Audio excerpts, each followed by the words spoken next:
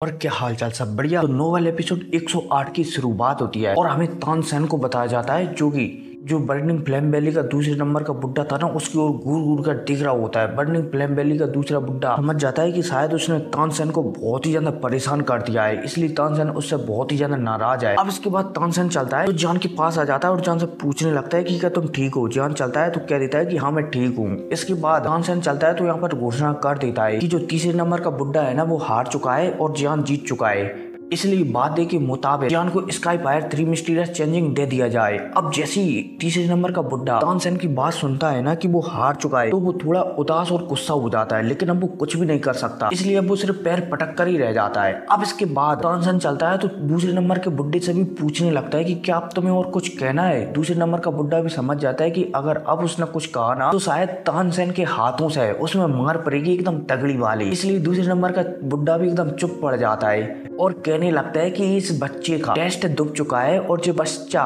उसमें पास भी हो चुका है, इसलिए इसे स्काई फायर 3 मिस्टीरियस चेंजिंग दे दिया जाए। अब भाई साहब दूसरे नंबर की बुड्ढी की ऐसी बातें सुनकर हमारे जान और तानसेन भी सिर हिलाते हैं। तानसेन चलता है तो जान को लेकर यहाँ से चला जाता है। हालांकि तान हाउ भी हमारे जान के साथ जाती है। अब रास्ते में जाते समय तान हाउ चलती है तो जान से पूछने लगती है कि जान तुमने वो कमल बनाया था, क्या तुम उसके बारे में बता सकते हो। जान चलता है तो तान हाउ को थोड़ी बहुत जानकारी दे देता है कि वो कमल है ना, वो हेवनली फ्लेम से बनकर बना है, लेकिन उसे बनाने में बहुत ही ज्यादा कठिनाइयां होती हैं, इसलिए मैं उसका ज्यादा इस्तेमाल नहीं करता। तान हाउ भी समझ जाती है कि शायद जान उस कमल के बारे में ज्यादा नहीं बताना चाहता। अब इतने में तानसेन चलता है तो एक दरवाजे के पास पहुंचता है। अब जैसे ही तानसेन यहाँ पर पहुंचता है ना तो दो बुड्ढे प्रकट होते हैं और अपनी एनर्जी से इस दरवाजे को खोल देती हैं। अब जैसे ये दरवाजा खोलता है ना तो तानसेन चलता है तो तान हाउ के साथ और जान के साथ इस दरवाजे के अंदर चला जाता है। अब जैसे हमारे जान यहाँ पर अंदर आता है ना तो उसे बहुत सारे चारों तरफ स्कोरल देखने को मिलती है। तानसेन चलता है तो दूसरे फ्लोर पर जाने लगता है और हालांकि तानसेन हमारी जान से मना भी कर देता है कि यहाँ की किसी भी चीज को छूना मत। जान भी तानसेन की बात समझ जाता है। अब इसके बाद तानसेन चलता है तो तीसरे फ्लोर पर आता है और यहाँ पर एक क्रिस्टल बॉल रखी हुई थी।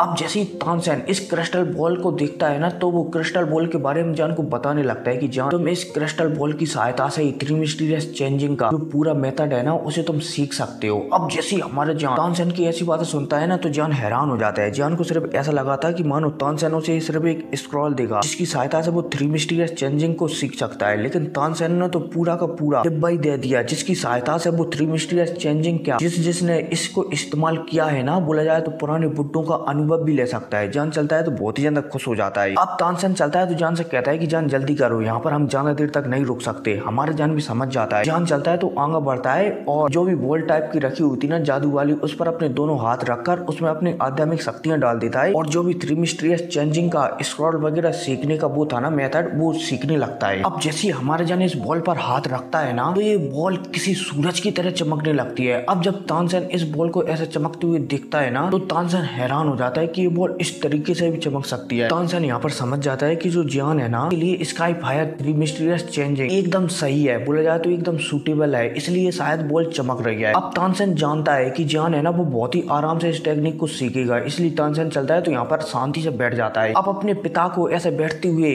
तान हाउ चलती है तो वो भी यहाँ पर बैठ जाती है। अब बैठे बैठे ये दोनों आपस में बातचीत करने लगते हैं। तानसेन चलते हैं तो बताने लगते हैं तान हाउ को कि इस लड़के का टैलेंट वास्तव में बहुत ही ज्यादा खास है। अगर जो हमारी बर्निंग फ्लेम वैली में पैदा होता तो शायद हमारी बर्निंग फ्लेम वैली को एक नया योद्धा मिलता जो कि पूरी कॉन्टिनेंट को हिला सकता था। लेकिन खैर जो भी हो, अब यहाँ पर तान हाउ चलती है तो स्काई फायर 3 मिस्टीरियस चेंजिंग के बारे में पूछने लगती है। तानसेन चलते हैं तो बताने लगते हैं कि ये स्काई फायर 3 मिस्टीरियस चेंजिंग हमारी नहीं है, बल्कि हमारी वैली के एक बहुत ही पावरफुल एल्डर थे। बोला जाए तो जो हमारे बर्निंग फ्लेम वैली के सबसे फर्स्ट लीडर थे ना, उनका एक दोस्त था जिसका नाम था जियो जुआ। उसने ही इस टेक्निक को बनाया था और उसने ही इस टेक्निक को हमारे बर्निंग फ्लेम वैली को दी थी। अब जैसे ही यहाँ पर तान हाउ अपने पिता की बात सुनती है ना तो वो हैरान हो जाती है। अब इतने में हमारे जान को बताया जाता है जो कि अलग स्पेस में आकर बढ़िया बेहतरीन तरीके से हर चीज सीख रहा होता है। अब इसी के साथ सीन से पुता पर हमें अगले दिन का सीन बताया जाता है जहाँ पर हमारे जान पूरी तरीके से स्काई फायर 3 मिस्टीरियस चेंजिंग सीख लेता है। अब जैसे ही हमारा जान इस बॉल पे से हाथ हटाता है ना तो ये बॉल अभी तक चमक रही थी ना, वो दोबारा से पहले जैसी हो जाती है। तानसेन चलता है तो जान को बाहर आते हुए दिखकर बहुत ही ज्यादा खुश हो जाता है और जान से पूछने लगता है कि कैसी रही। जान चलता है तो कह देता है एकदम बहुत ही अच्छी और मस्त।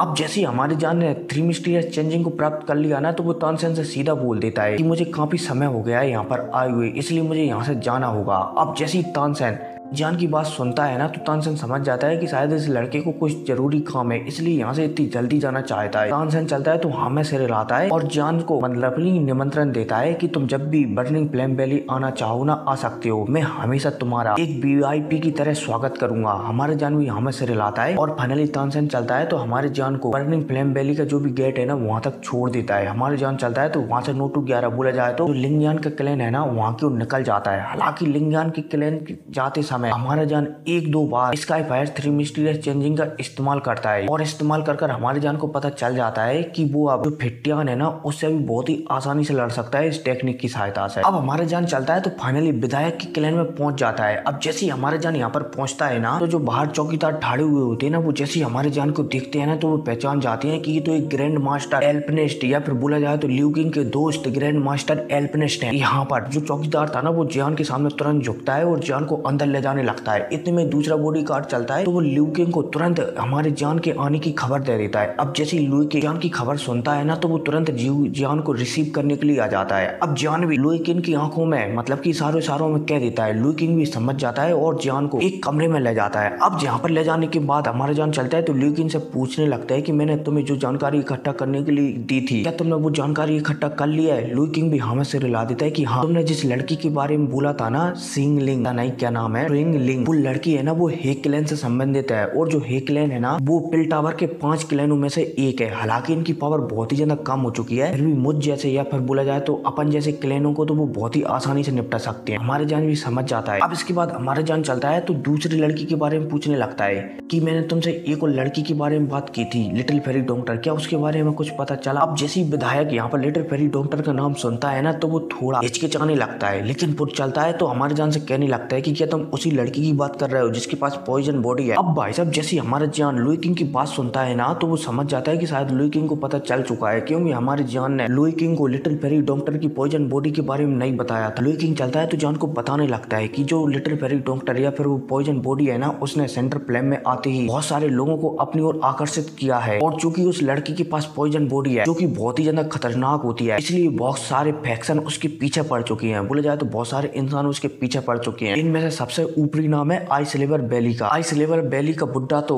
लिटिल फेरी डॉक्टर के पीछे एकदम हाथ धोकर पड़ चुका है। और तो और फिलहाल ही में सुनने में भी आया है कि लिटिल फेरी डॉक्टर और आइसलेवर बैली के बीच एक जंग भी हुई थी जिसमें लिटिल फेरी डॉक्टर ने बोला जाए तो वो उस पॉइजन बॉडी ने आइसलेवर बैली के बुड्ढों को मार डाला था। इसलिए अब आइसलेवर बैली के बुड्ढे एकदम हाथ धोकर उस पॉइजन बॉडी के पीछे पड़ चुके हैं। अब जैसे ही हमारे जान लिंगयान की बात सुनता है ना तो वो समझ जाता है कि लिटिल फेरी डॉक्टर शायद खतरे में है। हमारा जान चलता है तो थोड़ी बहुत और जानकारी लेता है और जो विधायक था ना उसे कहने लगता है कि मेरी जाने की व्यवस्था की जाए। विधायक भी टाइम नहीं लगाता और तुरंत जान से पूछने लगता है कि कब निकलोगे। हमारा जान चलता है तो कहने लगता है कि मैं अभी हाल निकलना चाहता। अब जैसे ही लुई किंग ये सुनता है ना तो लुई किंग भी हमें सिर ला देता है। हालांकि यहाँ पर जो कचौड़ी था ना बोला जाए तो लिंगयान था ना वो हमारे जान से कहता है कि मैं भी तुम्हारे साथ चलूंगा, लेकिन जान के समझाने पर कि तुम वहाँ पर मेरी ज्यादा मदद नहीं कर पाओगे, उल्टा मुझे ही तुम्हारी मदद करनी पड़ेगी, इसलिए तुम्हें वहाँ पर जाकर भी क्या होगा।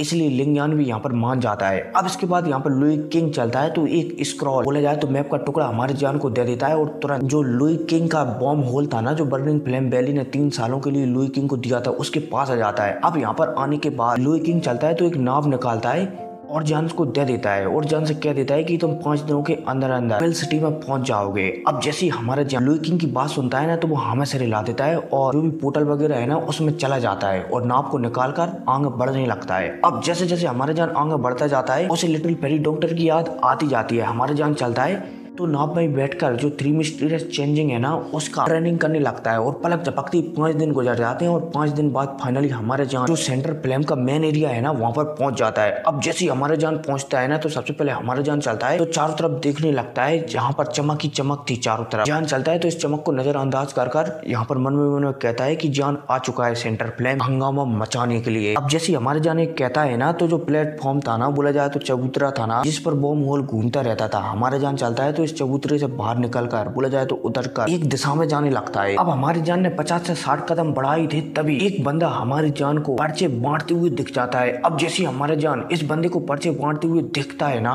तो जान इस पर्चे में एक लड़की का चेहरा बना हुआ देख लेता है जो कि और किसी का नहीं बल्कि लिटिल फेरी डॉक्टर का ही था। अब जैसे हमारे जान इस लड़की का चेहरा देखता है ना तो हमारे जान चलता है तो इस बंदे से सारे के सारे कागजों को छीन लेता है और इस बंदे को एक पैसों की टोकरी पकड़ाता है। ये बंदा भी समझ जाता है कि सामने वाला बंदा क्या चाहता है। बंदा चलता है तो पपेट की तरह कुछ हमारे जान को बताने लगता है कि जो धुंधला माउंटेन है ना, वहाँ पर पॉइजन बॉडी और आइस रिवर वैली के बुड्ढे जिनका नाम बिंग है और एक और बुड्ढा था कोई, इसके अलावा आइस रिवर वैली के कुछ स्टूडेंट भी थे। वहाँ पर एकदम तगड़ी फाइट हुई थी, लगे तेरी। लेकिन जो पॉइजन बॉडी है ना वो बहुत ही ज्यादा पावरफुल थी, इसलिए आइस रिवर वैली के बहुत सारे स्टूडेंट और 2-4 बुड्ढों को निपटा कर वहाँ से भाग जाती है। हालांकि जो बिंग है और बिन फू था ना, उसने आइस लेवल वैली की जो सीक्रेट टेक्निक है ना, उसका कुछ अंश उस पॉइजन बॉडी के अंदर डाल दिया है, इसलिए वो अपनी चोटों को रिकवर नहीं कर पा रही है। हालांकि वो उसी धुंधले माउंटेन में छुपी हुई है, लेकिन आइस लेवल वैली के लोग पिछले 1 महीने से उसे ढूंढ रहे हैं, लेकिन अभी तक उन्हें वो नहीं मिल पाई है। अब जैसे हमारे जान इस बंदे से जानकारी लेता है ना, तो हमारे जान चलता है तो जितने भी कागज है ना यहाँ पर लिटिल फेरी डॉक्टर के, सबको जलाकर राख कर देता है और यहाँ से जाने लगता है। ये बंदा भी थोड़ा हैरान हो जाता है, लेकिन इस बंदे को पैसे मिल चुके थे, इसलिए ये बंदा इस बात पर ध्यान नहीं देता। अब इसके बाद हमारे जान थोड़ा आगे बढ़ता ही है, तभी हमारे जान चलता है तो लुई किंग ने जो उसे स्क्रॉल दिया था ना, उस स्क्रॉल को बाहर निकाल कर उसमें देखने लगता है। क्या देखेगा इसके बारे में अब आपको अगली वीडियो में जानने को मिलेगा। ठीक है, तो मिलते हैं अगली वीडियो में। टेक केयर, और हाँ, चैनल को सब्सक्राइब कर देना। तो मिलते हैं अगली वीडियो में। Take care.